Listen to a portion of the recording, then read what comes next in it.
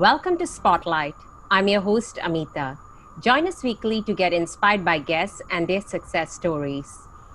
Well, there's always strength in numbers. That's why a team is more efficient in bringing about changes. And when you can form such a team with a family member, it's a blessing but rare these days. Today we'll be talking to one successful sister duo team. They're individual community leaders, but as a team, they're powerful change makers. Let's welcome to our show, Asis and Armin Sethi. Welcome to both of you. Thank you so much, Amitha. Thank you for having us.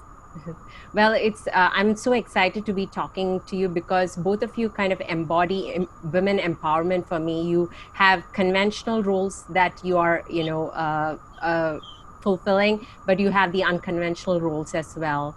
So first of all, tell us, viewers, a little bit about your growing up together, because you are sisters. Actually, you do look like sisters. Yeah, growing up together was interesting. Asis is 4 years older than I am. A lot of people think I'm the older one, but Asis is actually the older one.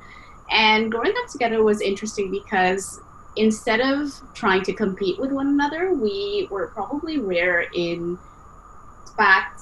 We tried to really join it forces quite a bit. So we would dance together, we would sing together. We can't actually sing. We just used to do it when we were growing up. And we played sports together.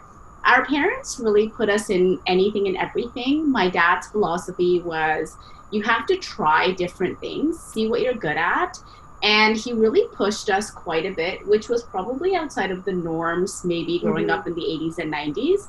But he really did make life very interesting for us. And my mom was probably the more conventional bit.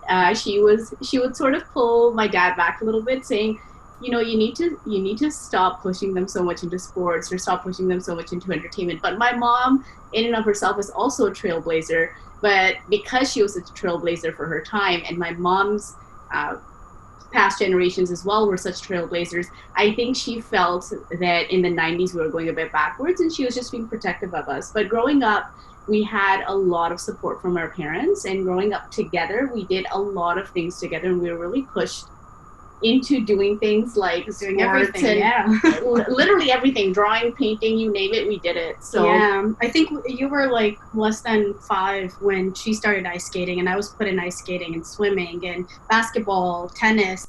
I remember Saturdays and Sundays, and this was like when she was in grade 1, I was in grade 5, and our dad would wake us up at 4 in the morning every Saturday and Sunday and make us run for at least 10 kilometers until we reached the tennis court, and then do laps there and exercise. And our game started at 6 a.m.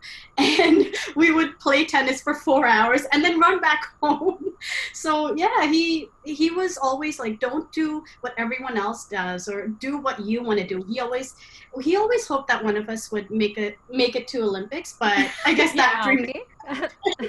You never know with the two of you. I mean, with everything that both of you do, we're going to get to it like individually, but this is amazing to hear, like, parents who are supportive of individuality and the team. And I guess you grew up with that in home, and now you're actually living that life. You're doing things together. But first of all, you have also, established yourselves individually in your own niches. So maybe I'll first turn to Asis and tell us a little bit about the career path that you chose. Well, I always wanted to be in films, not in front of the camera, but behind the camera. And I remember when I told my dad, I'm really interested in making films. I love the whole aspect of filmmaking. So he said, you know what, why don't you try it? And he actually bought me a camera, and I was in grade 5, I think, when I got my first camera, and it was all hands on. And when he realized, yeah, I'm actually very serious, he actually got me an editing bay as well at home. So it was called Videonics, and it was all analog at that point. So I started learning that on my own. And in grade 6 actually, I made my first documentary film, which won an award at the New York State Fair. And then we went on to the next round. yeah, so I always wanted to make films, and somehow I ended up in front of the camera years later. But yeah, I've always been making documentary films, and now I switched on to narratives, and we're making short films right now, and we're also writing our first feature film together. Wow, congratulations. So this is great. Sis, it's almost like, not almost, you are a child prodigy. I mean, getting, to be a filmmaker that at such a young age, and that too with the support of your parents, that's great. Let's turn to Armin and tell us a little bit about the career path you chose. Totally different. It is totally different. It's interesting because I think growing up, my parents would offer me bribes, offer me money to stop talking and stop asking questions. I ask a lot of questions, which actually feeds into both of the careers that I have. Or maybe 3 careers that Yes. I have. The first one is being an assistant crown attorney with the province of Ontario, so I prosecute cases. I'm always in court. I'm on my feet. I'm a litigator in criminal proceedings, but I'm not defense. I'm the other side. And a lot of people don't know what an assistant crown attorney is. So I thought I would say that. And of course, I ask questions in examination in chiefs and cross-examination, so that I do that for a living in my day job. And I also ask questions in my evening job, which is, of course, being an editor-in-chief with Bollywood Film Fame Canada, which is a digital portal. It's a digital magazine. And I ask questions. I interview celebrities. It's interesting being on the other side of things. I'm probably a little bit more nervous now because I'm thinking to myself, am I answering this question properly? So I think I kind of prefer the other side, but this is an interesting experience for sure.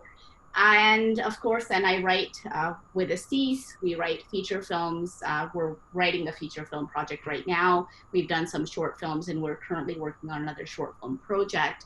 But I think at the core of it, both of us wanted career paths which seem to be maybe the lawyer part of me seems to be a little bit more traditional. The filmmaker and the journalist part of me seems to be slightly less conventional, but I think at the core of it, both of us wanted to tell stories. Mm-hmm. And both of us wanted to tell stories and explore areas of inequality, psychology, sort of human behavior. So I think that's what we're doing in our own ways and also together. Yeah, and I also believe that most of our stories that we write and we make, they're all women-related issues that need to be talked about, or social issues that need to be talked about. So our goal is to every story we make, we actually start a conversation on something. Amazing. I mean, you are award-winning filmmakers as a team. We'll get to that. And this is so inspiring to hear sisters who have grown up together in similar backgrounds, yet you found your individual paths and you're working together as a team and bringing about change in the world, much needed change, topics of taboo that you tackle. So we're going to get to that. We are so excited to find out more. But before that, it's time for a short break.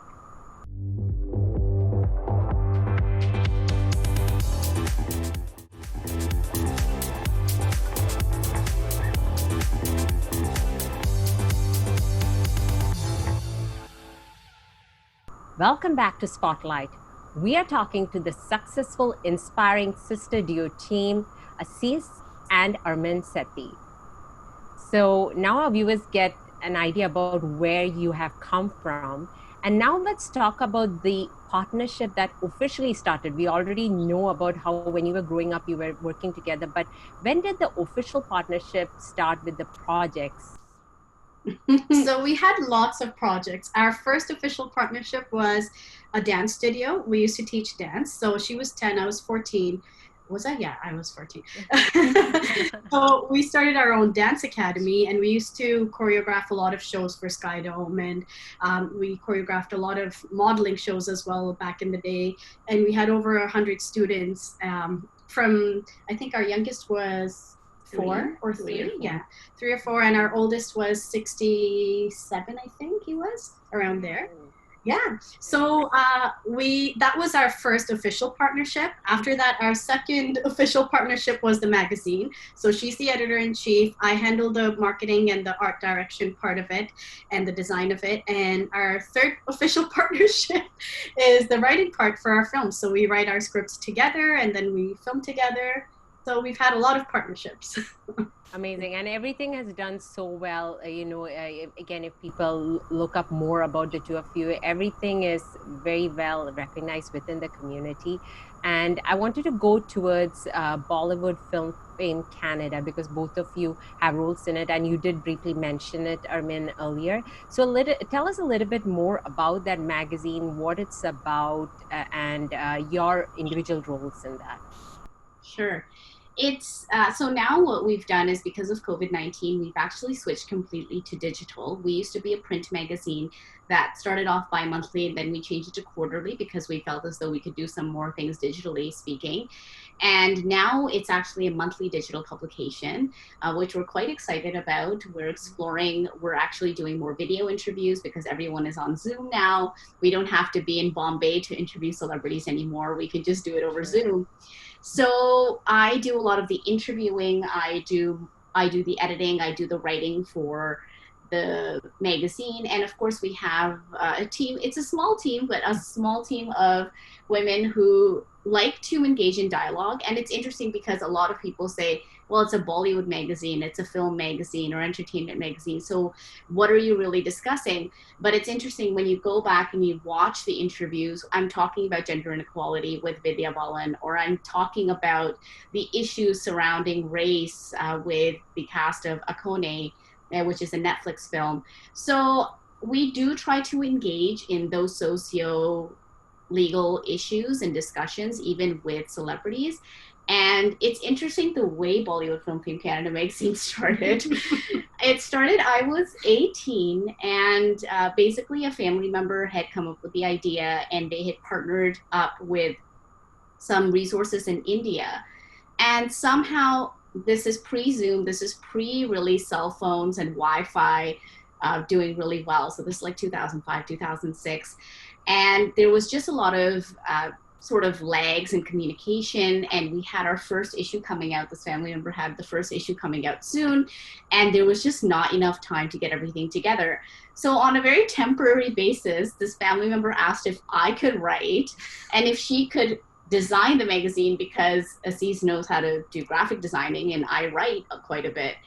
And we said, okay, sure, we'll do it on a temporary basis, not a problem. So we did the first one. Then we did the second one. And the third and the fourth, and we've been doing it since. Yeah.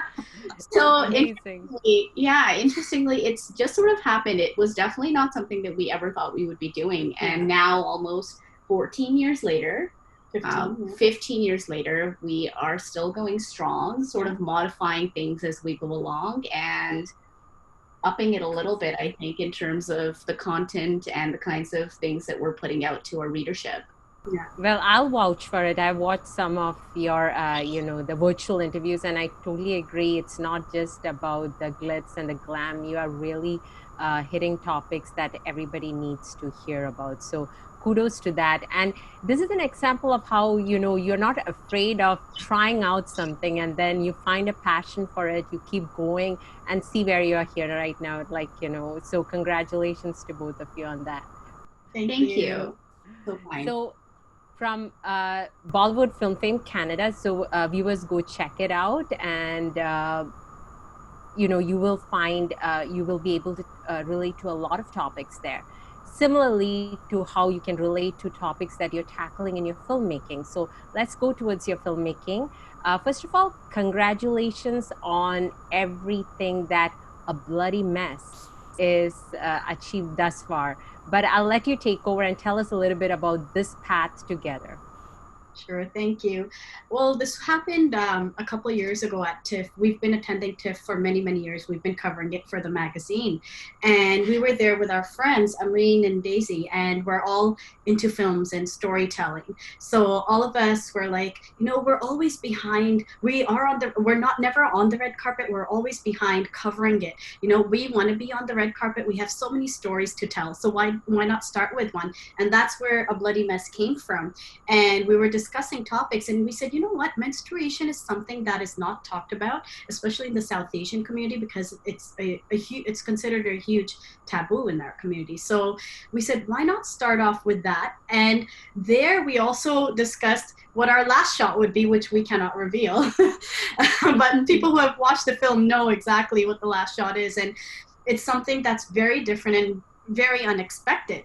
So from there, we said, you know what, by next TIFF, this film will be out. And by the time next TIFF comes, the second TIFF that comes, and we'll have another story out. So we do. Now we have A Bloody Mess, which is based on menstruation and the taboo that's in the South Asian community. It's about a teenage girl who every month goes on her period as usual, and her mother never lets her talk about it freely to the other males in the family, for example, her father or her brother. So her goal in the film, her motive, is to just be able to tell her father that she's on her period. But there are so many restrictions and so many obstacles that come her way, because she's not allowed to enter the kitchen, she's not allowed to touch food, she can't attend prayers. So she goes through all these obstacles, and what she does at the end to have a conversation with her father is pretty drastic. Yeah. So that's something that viewers will have to wait and watch, right? Yeah. So where can our viewers view A Bloody Mess at this point in time, or maybe in the future? Well, right now it's doing the film festival circuit. We're screening at over 24 film festivals right now. And at the end of August, it will be screened at IFNI, International Film Festival of New York. But because of COVID, everything is online, so everyone can watch it there. And there are a few film festivals that are coming up as well. This weekend we were in Nebraska. They actually had a proper screening in Nebraska. And next month we have a screening in Baltimore. And there are many other film festivals that are coming around. Amazing. So I look forward to watching it as well.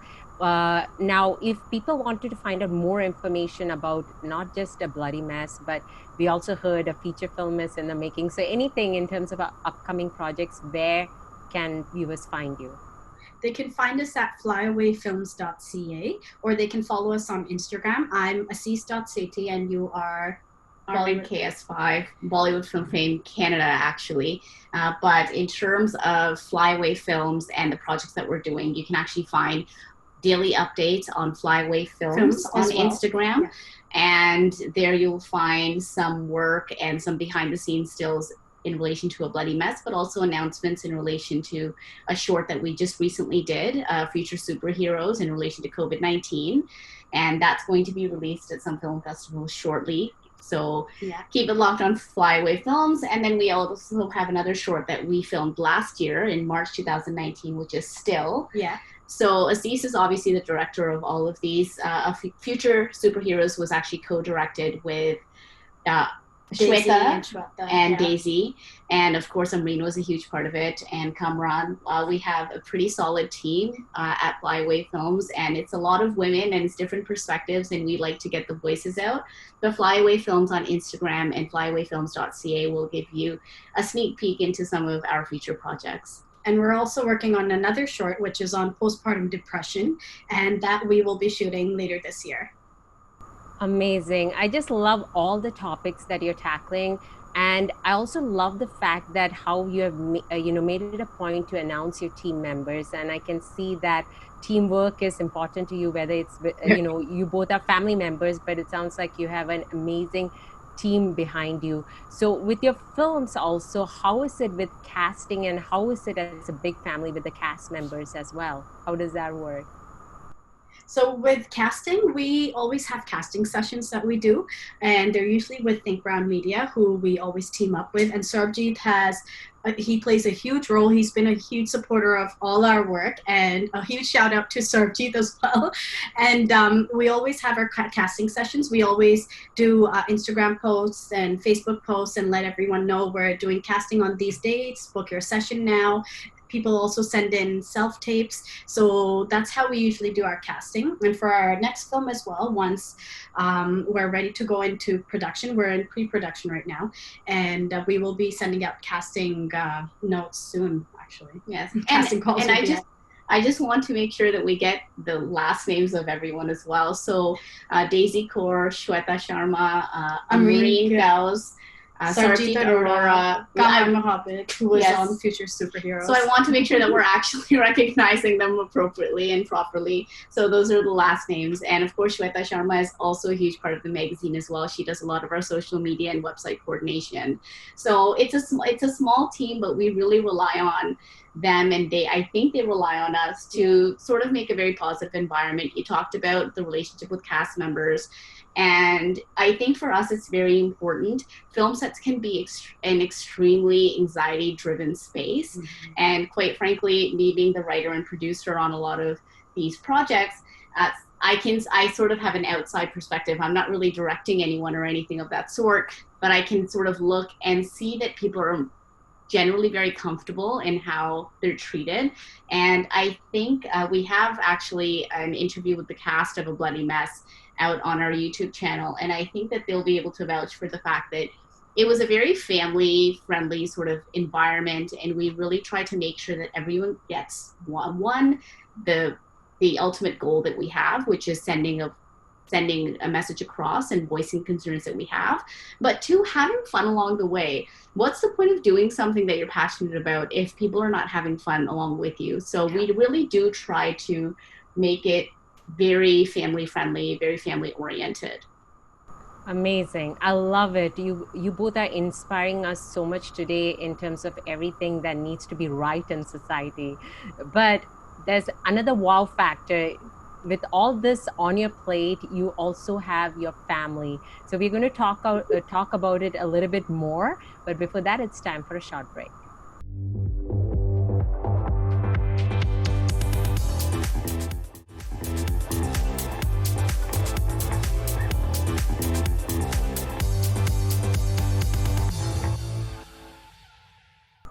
Welcome back to Spotlight. We are talking to the inspiring Asis and Armin Sethi, the sister duo team. Wow, wow, wow. That's all I can say. So much you do. And now I'm going to digress a bit from that professional life, your individual professional lives, your team professional life, and come to the fact that you also have families of your own. So what do you do to relax outside your professional lives, and how do you balance it all? So I have two kids, 6 and 3, and she has a 4-month-old. So sometimes it can be challenging, especially for the last 6 months. The kids have been home because of COVID, and it has been challenging. But we do a lot of dance parties at home, and we do a lot of, we do bike riding. We go to the park and just play in the backyard. We have a pool. They just relax in the pool. And now we've slowly started to take them out, and we're going, on trails, sometimes to the beach. So they do a lot of reading and writing and a lot of activities as well. She's amazing at the activities. She does most of the activities with them. The director. Yeah, arts and crafts. So we've been keeping busy with family as well. We try to wake up early and before the kids do, and we try to do all of our work then. And then once the kids are awake, we try to have a schedule of when we're eating, when we're doing everything, etc. with them, so that they don't feel like we're always working. And then we'll take turns working as well. So one will be looking after the kids, the other one will be working. And then once they're asleep, we're working again. So that's how we've been balancing it. So you have more than 24 hours in both your days. It sounds like it. Well, it's interesting because of COVID-19. It just happens to be that I'm on maternity leave right now from the Crown. Obviously, I'm doing the magazine and the flyaway film stuff as well, but I don't have like that typical 8 to 6 job right now that I'm going to. And I say 8 to 6 because it's not a 9 to 5 job. But what's happened really is during this sort of pandemic situation right now, I'm able to come over quite often. We have all 3 girls together, and she has 2 daughters. I have a daughter. So girl power, hey. And Yes. so, yeah, exactly. What we also try to do is, Asis mentioned a lot of the activities, but we also try to get the kids involved and seeing if they're interested in the kind of work we're doing. So, for example, fun fact, Future Superheroes, the narrator in that film And one of the main characters is actually Asis's older daughter, Sehej. So Nice. she is. So Yeah, I she watched that. It's nice. right. Yeah. And so she's starting to get an idea because she's 6 years old. She's trying to get an idea of what filmmaking is and what it is to be in front of the camera, behind the camera. Yeah. And it's up to her whether or not she wants to do it, I think. Yeah. But it's one of those situations where let's see if we can get them involved a little bit. They'll feel like they're a part of our activity, and they'll see that we're having fun doing work, and then cleaning up and things like that. Sometimes they'll be baking with Asis, and my 4-month-old, I'll work out with her. So I'll find videos on YouTube, working out with your newborn, and I'll sort of do some squats Nice. with her. So it's just you're getting everybody involved, and it's amazing. Well, thank you so much to the two of you for coming on board and enlightening us as to how you can be individual change makers and team change makers as well today in everything that you do. So it's about going after your passions, which is very clear in what you've said today. And it's almost like take it one step at a time, but also have a vision for the future, which you have told us today about, and about all the projects that are upcoming. Once again, where can the viewers where is that site where the viewers can find you? For filmmaking, it's flyawayfilms.ca, and for Bollywood Film Fame Canada, it is bollywoodfilmfame.com. Yes, amazing. And you can also find us on Instagram, Twitter, and Facebook. And YouTube. And Bollywood YouTube, Film yes. Fame Canada. Amazing. Any final words for our viewers, for those of them who are fearing to go after what they want to, but are inspired today? Any final words? Don't give up, and if an opportunity doesn't come to you, you create that opportunity for yourself. And Amitha, you are a huge example as well. You're an inspiration for a lot of women. You're so talented. We always watch your videos and everything, and we're like, wow, she's doing so much. And kudos to you, and a huge congratulations to you as well. Thank you so much. Just like you take risks. You have a focus, you are determined. All of that is so important. But I think two things that I think are extremely important is, one, keep working on things. If something doesn't work out, see if you can improve it. Because I think that if you have a solid foundational base and somehow something has not worked out with it, see if you can improve it. Maybe the thought was wrong, or maybe you need some input from people. There is nothing more important than teamwork. And I think that comes to my second thing, which is, if you're afraid of doing something, if you're afraid of taking those risks, or if you're losing focus, surround yourself with a team of very positive people who want to empower, who want to tell stories. And I think that once you find that team who lifts you up in terms of pulling you down, I think you're game. Yeah. Well said. Once again, thank you so much, and we wish you all the best. We'll continue to follow all your projects. Thank you so much. Thank you so much for having us. Well, that was Asis and Armin Sethi, who have inspired us today to go after our passions, not just individually, but as a team. That's a wrap for this week's show. Thank you for watching us. Continue to follow us on Facebook, Twitter, and write to us at spotlight@ethnicchannels.com. Until next week, this is Amitha signing off, encouraging you to be a team player.